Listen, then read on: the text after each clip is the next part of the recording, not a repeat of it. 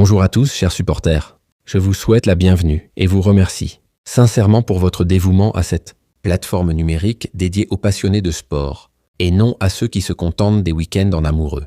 Car prendre le temps de suivre les événements sportifs n'est pas un fardeau. C'est une marque de respect et d'amour pour nos équipes. Alors que certains se perdent en écrivant des poèmes mélancoliques à leurs ex, vous choisissez de rester informés sur les nouvelles sportives au lieu de vous laisser distraire par un symptôme d'amour. C'est pour cela que Jésus n'a jamais été mêlé à de telles confusions. La Bible nous demande de l'amour, mais pas forcément ce que vous pensez. Le sport d'abord, vos bébés plus tard.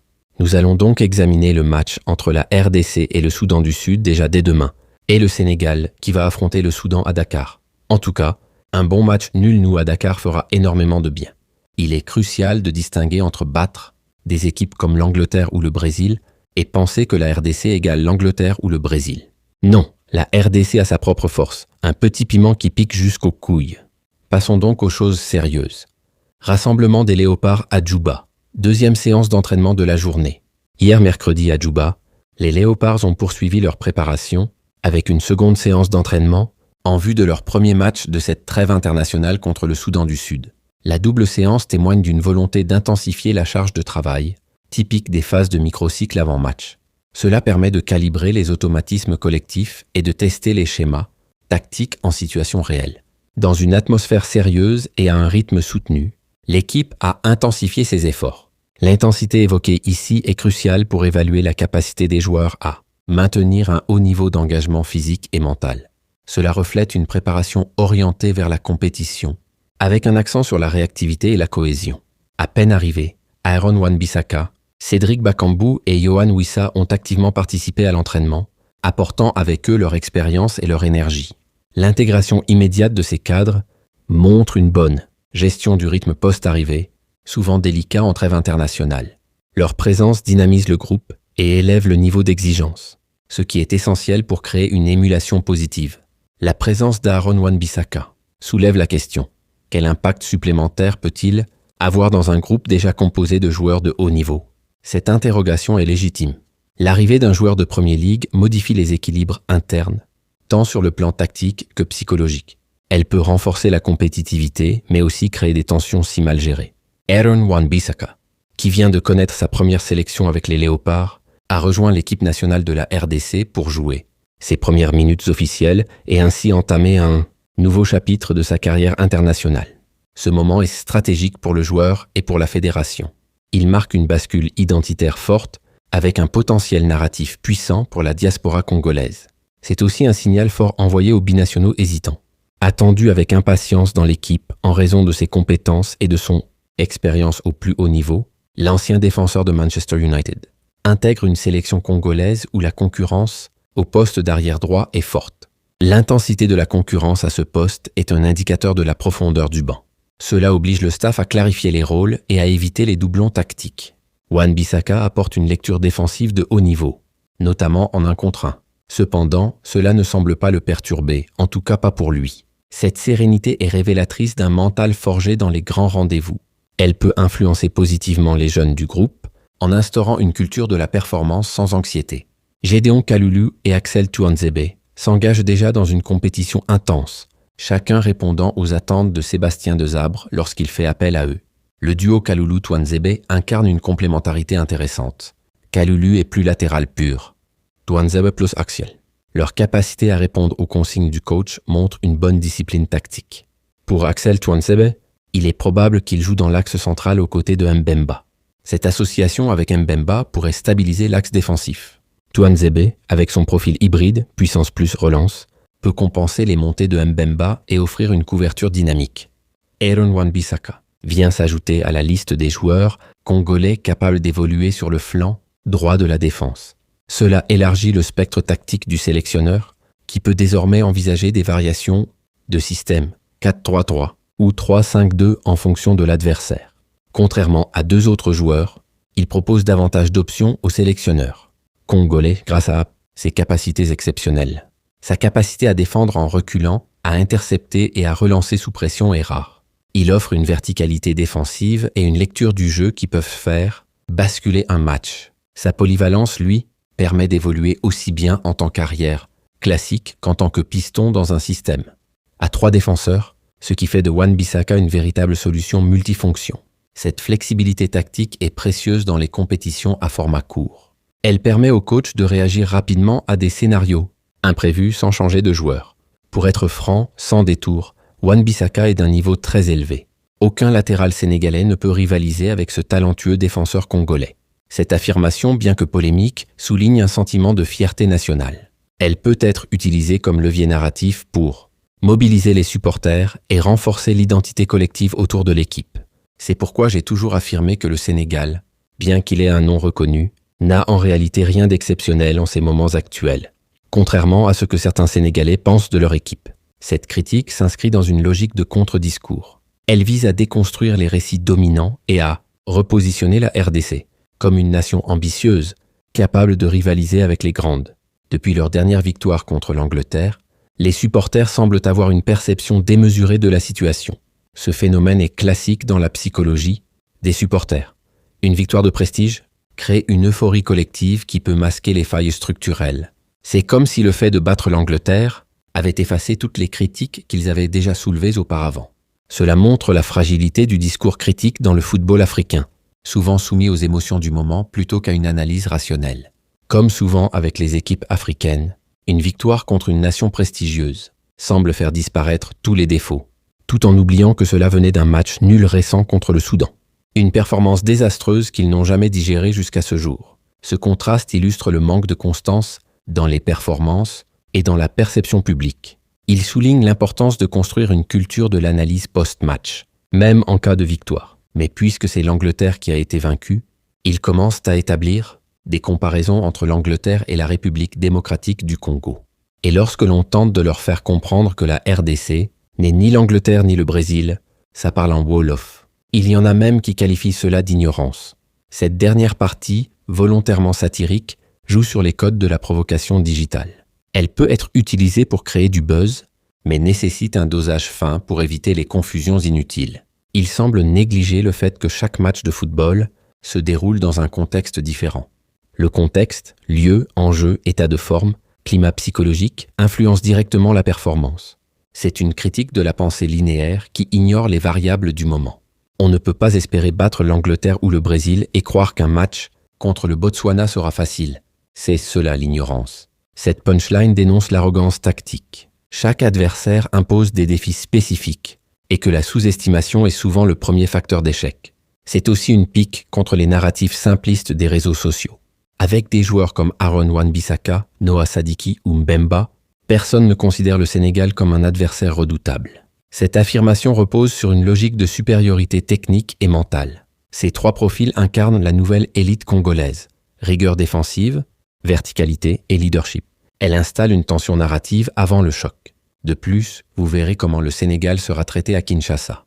Kinshasa est présenté comme un bastion, un théâtre de guerre footballistique, où l'ambiance et la pression populaire deviennent des armes tactiques. Honnêtement, avec les joueurs présents actuellement dans la tanière des léopards, vous ne reconnaîtrez plus l'équipe qui a battu l'Angleterre. L'idée ici est de montrer une transformation identitaire. L'équipe congolaise est décrite comme métamorphosée, plus mature, plus structurée. Cela crée une rupture narrative avec les performances passées et vous verrez ça dans vos propres yeux.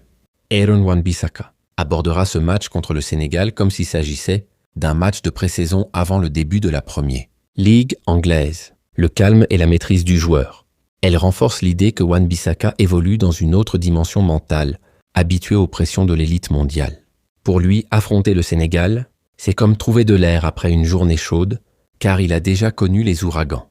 Bissaka positionne le Sénégal comme un adversaire gérable pour un joueur habitué aux tempêtes de la Premier League. Cela installe une hiérarchie implicite des niveaux de compétition.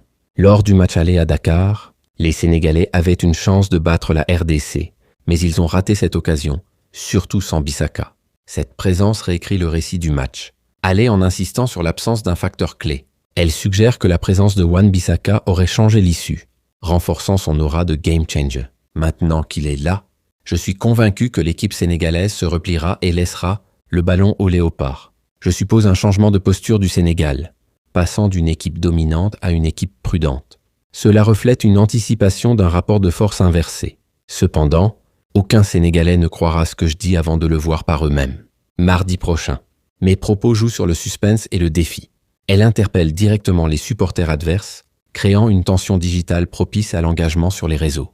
Vous constaterez comment la défense sénégalaise sera mise à mal par les incursions d'Aaron Wan-Bissaka, ajoutant le génie de Bongonda et Wissa dans leur couloir. Cette combinaison tactique est redoutable.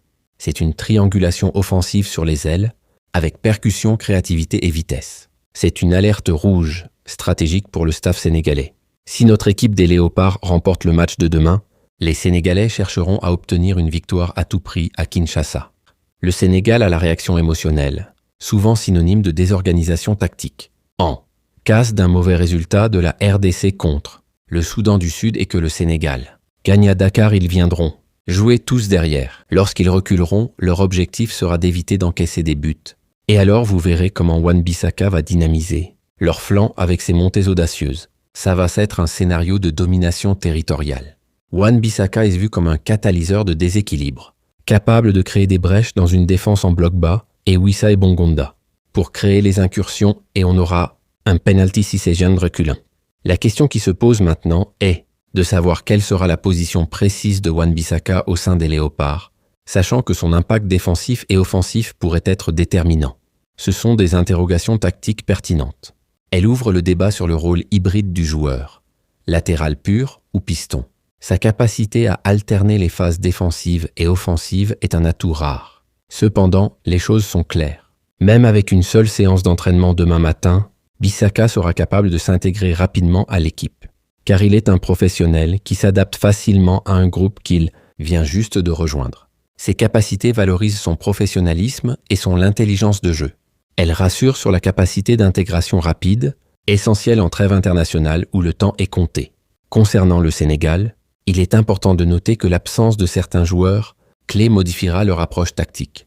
Les absences obligent à revoir les schémas, souvent en optant pour des systèmes plus prudents ou des profils moins expérimentés, ce qui rend les choses agréables. Actuellement, le Sénégal n'est plus perçu comme l'équipe redoutable qu'elle était par le passé, où la qualification pour la Coupe du Monde semblait acquise. Leur manque des lucidités de ces derniers. Moment déconstruit le mythe de l'invincibilité sénégalaise. Elle installe une nouvelle lecture du rapport de force, plus équilibré. Ils manquent désormais de la capacité d'intimidation qu'ils avaient auparavant. L'intimidation est ici vue comme un capital symbolique.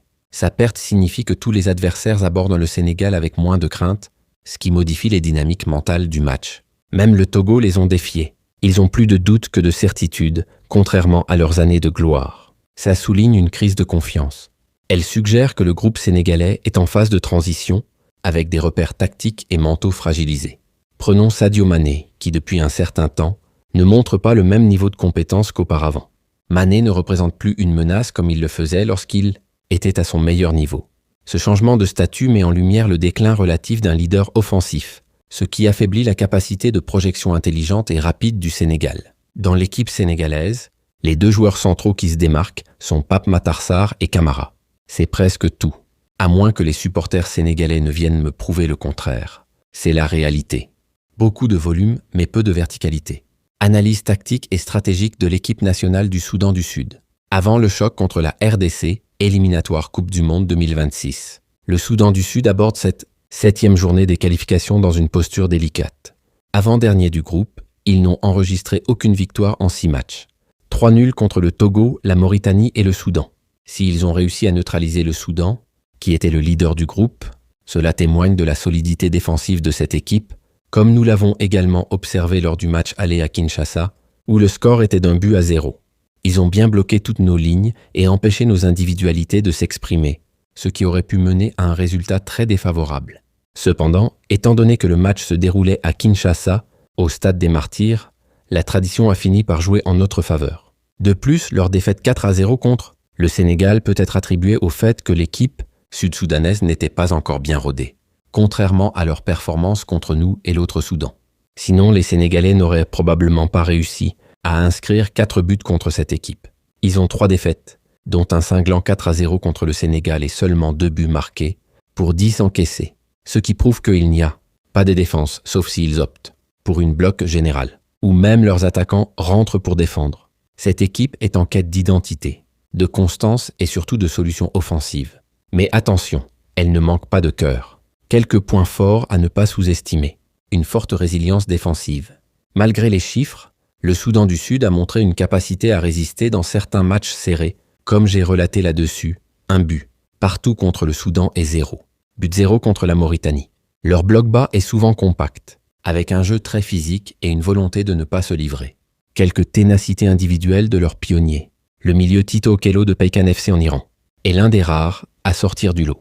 Combatif, il gratte des ballons et tente de casser les lignes.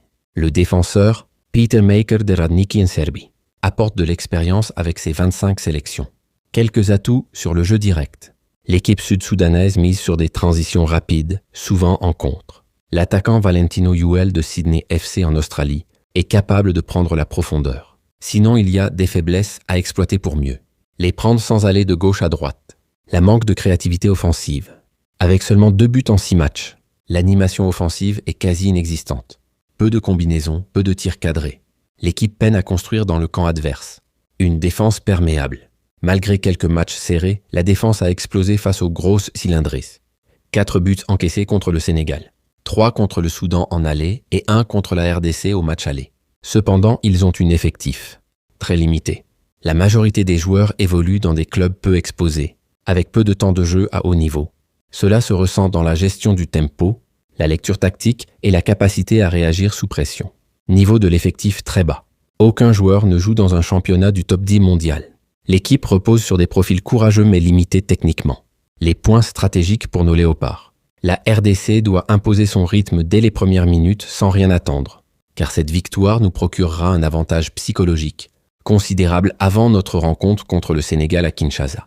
Il ne faut pas oublier que ce type d'équipe, qui n'a rien à perdre, cherchera à limiter les dégâts. Si elle parvient à marquer, cela signifiera que notre tâche sera beaucoup plus difficile, car elle risque de se regrouper près de son but. Nous avons déjà vécu cela avec une défaite contre le Soudan, où nous avons perdu 1-0, alors même que les Soudanais ne s'attendaient pas à marquer. Une erreur de notre gardien a permis ce but, et après cela, notre équipe s'est retrouvée dans leur moitié de terrain, essayant désespérément de marquer sans réussite. Il est donc crucial d'être très vigilant face à des équipes de ce niveau. En cas d'erreur de notre part, et si les Sénégalais parviennent à battre le Soudan à Dakar, je vous assure qu'ils ne viendront pas à Kinshasa pour jouer au football, mais adopteront une stratégie défensive, car leur équipe actuelle n'est pas très compétitive. Il est vrai que même au plus bas de leur forme, une équipe comme celle du Sénégal, qui a été puissante, mais au moment de la faiblesse, personne ne le reconnaît ouvertement. Ils pensent toujours à leurs récentes histoires alors que les signes sont rouges. Évitez les fautes inutiles. Le Soudan du Sud joue les coups arrêtés à fond. Nous devons exploiter les couloirs avec nos potentiels. Leurs latéraux sont souvent dépassés. Marquez tôt pour éviter que le match ne s'enlise dans un faux rythme. Donc, chers supporters, merci. Place à l'amour. Je vous laisse le moment de romantisme avec vos bébés. Et nous allons nous retrouver demain. Au revoir.